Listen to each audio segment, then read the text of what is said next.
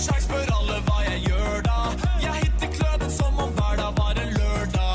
Så mange damer er og drikker stopp på meg, så jeg... Halo guys, selamat datang di Topi Jerami Channel. Dan di video kali ini kita akan membahas hal-hal apa saja yang terjadi di One Piece chapter 981. Tapi seperti biasanya, sebelum kita lanjut ke pembahasan, bagi nakama yang belum subscribe Topi Jerami Channel, tolong di subscribe dulu ya, dan bantu channel ini agar lebih berkembang lagi. Terima kasih, kita lanjut ke materi.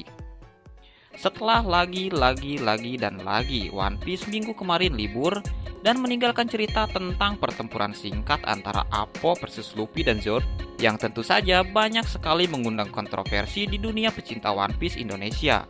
Ada yang mengatakan kalau Appo ternyata sangat overpower karena sanggup membuat Luffy keteteran, bahkan sempat pingsan untuk beberapa saat akibat serangan suara supersoniknya.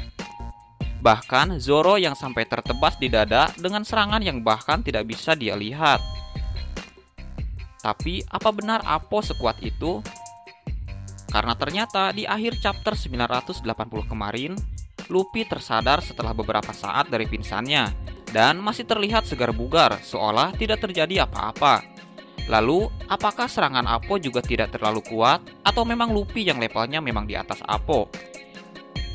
Semoga saja jawabannya bisa kita temui di One Piece chapter 981 ini. Nah, berikut adalah hal-hal yang terjadi di One Piece chapter 981. Selamat menonton.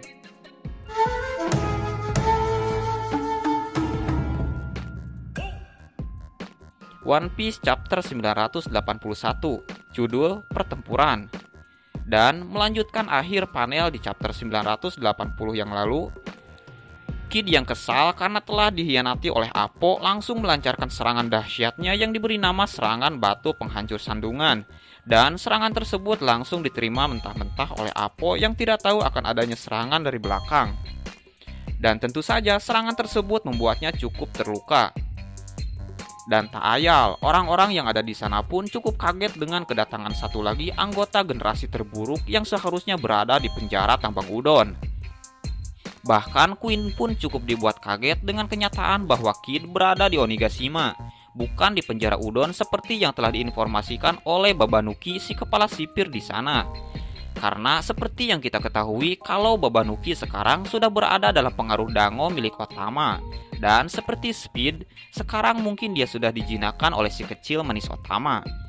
Lanjut kepada Kid, setelah dia berhasil menghajar Appo, dia langsung menghampirinya dan memaki bahwa ternyata aliansi yang selama ini mereka buat itu hanyalah siasat Appo. Dan selama ini Appo bekerja untuk Kaido dan menjadi informannya. Dan Appo sendiri mengakuinya dan berkata bahwa sejak awal aliansi mereka yang berniat menumbangkan salah satu Yonko tidak akan pernah berjalan lancar. Dan saat Kid sedikit lengah, Appo langsung melancarkan serangan suara soniknya dan langsung telak mengenai dada Kid yang langsung terlihat mengeluarkan percikan darah. Namun terlihat Kid sama sekali tidak terpengaruh dan dia terlihat masih berdiri tegak sambil memaki Appo dengan sebutan dasar sampah. Namun di lain pihak, para gifter yang nanti ingin menangkap para generasi terburuk hidup-hidup merasa berat dengan tugas tersebut dan meminta Queen untuk mengubah peraturan. Dan Queen pun menyuruh mereka untuk membunuh para generasi terburuk saja. Dan hal itu langsung disambut gembira oleh para gifter yang langsung menyerang Luffy, Zoro, Killer, dan Kid. Merasa akan kesulitan, Killer mengingatkan kepada Kid untuk mundur. Dan hal itu disetujui oleh Kid. Namun tiba-tiba ada satu sosok kaki besar muncul dan hampir menginjak-injak mereka. Langkah kaki yang dibarengi dengan tertawa unik berbunyi cha-cha-cha. Dan ternyata sosok tersebut adalah salah satu dari anggota Number yang selama ini selalu diperlihatkan dalam kondisi siluet hitam. Namun kali ini dia diperlihatkan secara jelas dengan tampilan tinggi besar, bersenjata gada berduri dengan kepala bertanduk dan rambut sebatas leher. Dan dia terlihat memakai kacamata yang sekilas mirip dengan kacamata Doflamingo.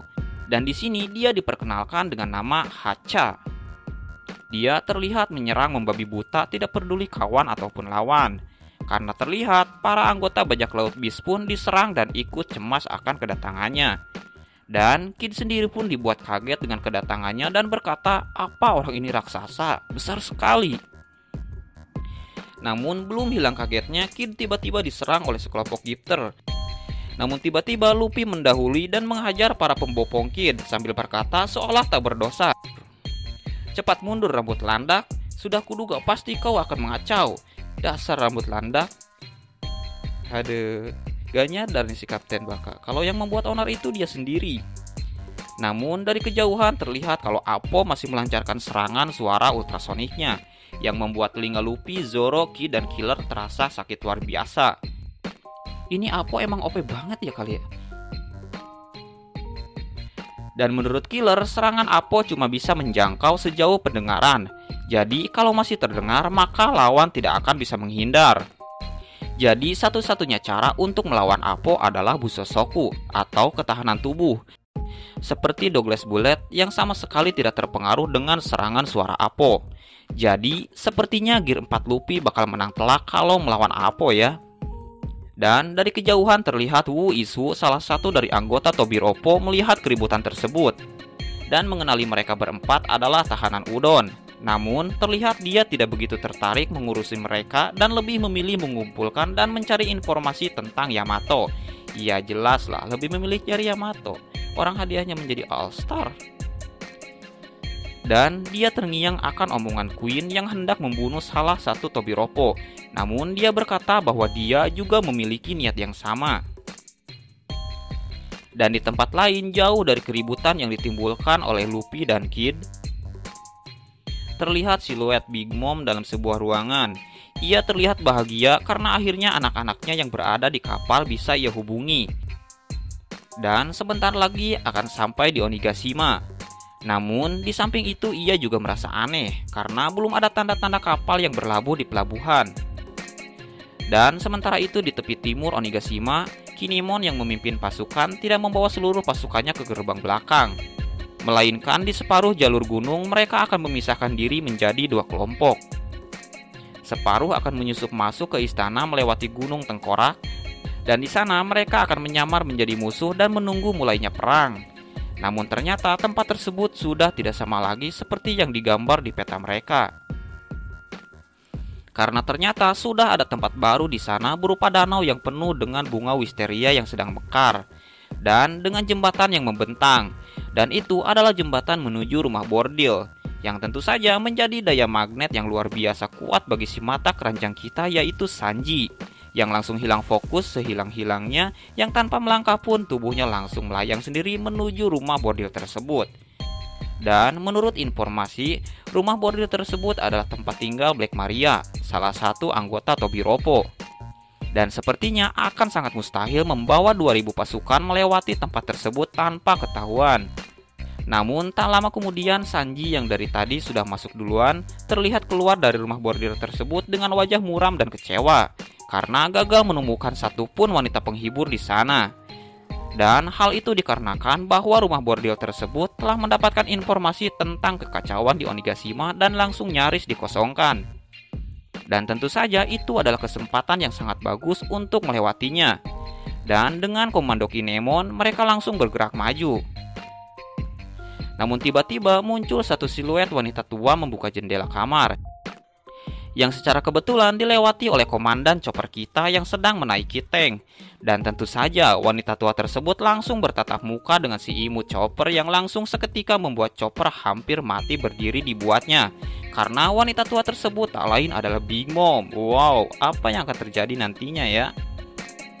Sementara itu, di perairan Wano Kuni di bawah air terjun, Perospero dan anak-anak Big Mom lainnya terlihat berniat menaiki air terjun kembali karena diperintahkan oleh Big Mom.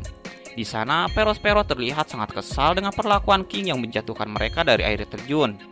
Dan setelah sampai di atas, mereka sangat senang dan mengingat kembali pengalaman mereka saat jatuh setelah sampai di atas sana. Namun, sepertinya mereka akan mengulangi hal yang sama kembali. Karena di atas langit Perospero melihat bayangan burung yang sedang mengincar kapal mereka. Untuk sesaat Perospero mengira bahwa itu adalah King dan berkata mau apa lagi si kepala tersebut sekarang. Namun setelah dilihat dengan seksama, burung tersebut bukanlah King, melainkan Marco si Peonic. Yeay, akhirnya dia datang ke Wano. Welcome to the party, Peonic. Sepertinya Nekomamushi berhasil membujuk dan meminta Marco untuk datang dan membantu peperangan di Wano. Dan dengan terjangannya, Marco berhasil menjatuhkan kapal anak-anak Big-Mom kembali ke bawah laut untuk yang kedua kalinya. Sambil berkata bahwa saatnya kalian enyah dari sini, dan saat kalian berhasil naik ke atas sini, nanti era kita ini mungkin akan berbeda. Itu artinya Marco siap berperang dan siap mengalahkan Kaido ataupun Big Mom dan merubah era bajak laut. Dan One Piece chapter 981 selesai. Nah, itulah hal-hal yang terjadi di One Piece chapter 981. Terima kasih sudah menonton video ini. Silahkan tinggalkan jejak berupa like, komen, dan subscribe-nya ya. Dan seperti biasanya, terima kasih sudah menonton video ini. Kita bertemu lagi di video selanjutnya. Salam topi jerami.